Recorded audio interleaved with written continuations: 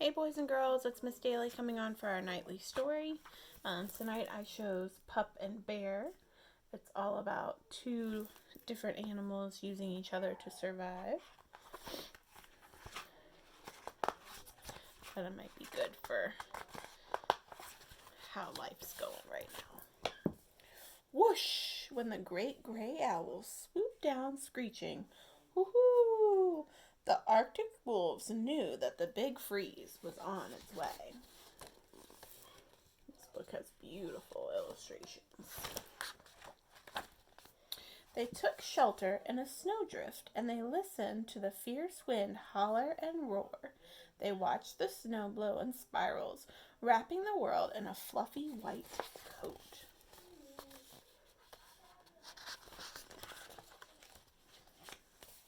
But then the wind's bitter cold breath turned warm, and the sun appeared.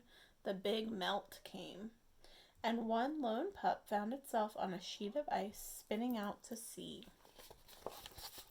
So the ice is melting because it's getting warmer, and this little puppy got stuck all by himself.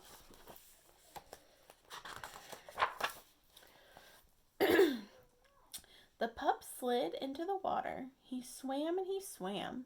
When he reached land, he burrowed into a snowbank. He was tired and he wanted his mother. The pup closed his eyes and fell asleep, listening to the throb of silence across the still landscape. So he has now drifted and swam far away from his mom.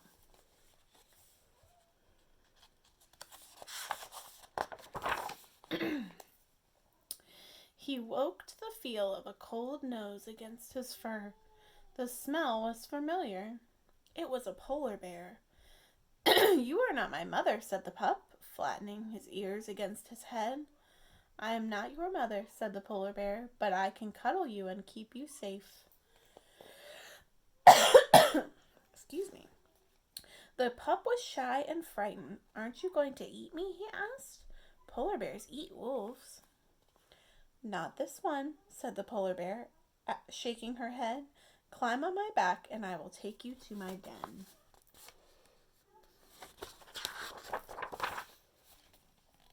The pup stretched a paw forward cautiously. Then he climbed onto the polar bear's back. And they crossed the tundra under the watchful eyes of a trio of baby puffins learning to fly. So Mama polar bear is taking him to her den. Back at the den, the polar bear licked and cleaned the pup. I am not your mother, she said, but I can feed you and keep you warm. The next day, they set off across the wintry tundra. When they spotted a walrus with long, sharp tusks, the polar bear bellowed and shocked. So the polar bear is keeping the little cub safe. Where are we going? Asked the pup as they neared the water. I'm not your mother, said the polar bear, but I can show you where to catch a fish. They passed a snow goose perched on a nest of eggs. They sniffed a trail of a seal as he tried to outsmart them, and they stopped at the water's edge where the fish and the lemmings came and went in the wondrous wheel of life. So she's teaching him how to survive, how to get his own food.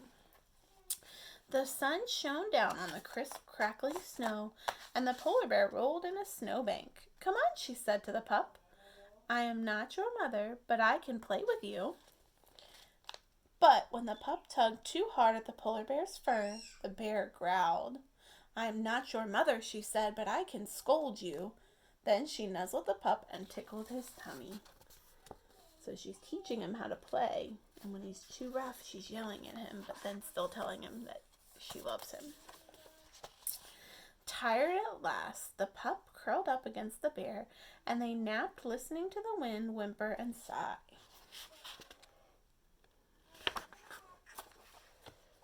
The earth turned round and round, and the big freeze came, followed by the big melt, until at last the polar bear nudged the wolf, who wasn't a pup any longer. I'm not your mother, she said, but I know it's time for you to go. She nuzzled the wolf one last time, and the wolf nuzzled her back. Then he walked out into the wild world. So she helped keep him safe until he grew into a grown wolf, and then he goes on his own. The wolf howled into the midnight sun, which glowed on the horizon, where day ended and night began. And he was answered by the cry of another wolf. Soon he was leading his own pack across the frozen tundra. So now he's in charge of a wolf pack.